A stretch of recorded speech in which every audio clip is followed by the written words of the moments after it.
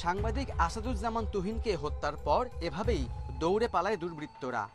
CCTV footage দেখে সবাইকে গ্রেপ্তারে অভিযান শুরু করে আইন শৃঙ্খলা বাহিনী।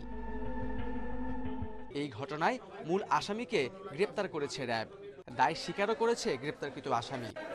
ভিডিও ফুটেজ, ওপেন সোর্স এবং আমাদের ইন্টেলিজেন্সের মাধ্যমে তাকে আমরা গ্রেপ্তার করতে সক্ষম হয়েছে এবং গ্রেপ্তারের পরে সে সমস্ত ঘটনার বর্ণনা দিয়েছে এবং সে এই ঘটনার সাথে জড়িতর কথা স্বীকার করেছে। অন্যদিকে 6 জনকে গ্রেপ্তারের পর ডিএমপি কমিশনার জানান, ব্যাংক থেকে টাকা তুলে আসার পথে বাদশা নামের এক ব্যক্তি গোলাপীর হানি ট্র্যাপে পড়ে। এক পর্যায়ে তার সাথে বাগবিতণ্ডায় জড়ায়। সেই দৃশ্যটি সাংবাদিক আসাদুজ্জামান তুহিন ভিডিও করলেই তাকে কুপিয়ে হত্যা করা হয়।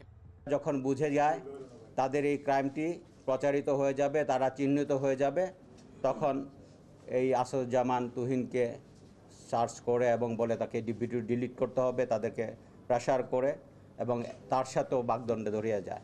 এক পর্যায়ে তাকেও তার উপরও আক্রমণ চালায়।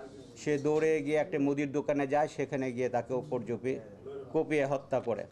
এই ঘটনার ঠিক আগের দিন নগরীর সাহাপাড়া এলাকায় বেদম মারধরের শিকার হন আরেক সাংবাদিক আনোয়ার হোসেন।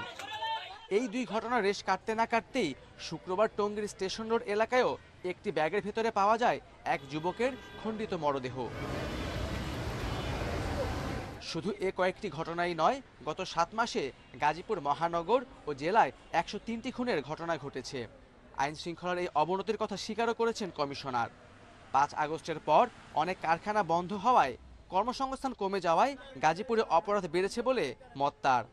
সত্যি এটির জন্য আমরা খুবই দুঃখিত। এটি আমাদের কিছুটা হলেও ব্যর্থতা অবশ্যই আছে। আমরা প্রিভেনশন কাজটি নিশ্চয়ই সুচারুভাবে করতে পারিনি, আরও সুচারুভাবে দিতে পারিনি। এদিকে এই ঘটনায় জড়িতদের শাস্তি দাবির পাশাপাশি গাজীপুর এলাকায় নিরাপত্তা নিশ্চিতের দাবি করেছেন স্থানীয়রা।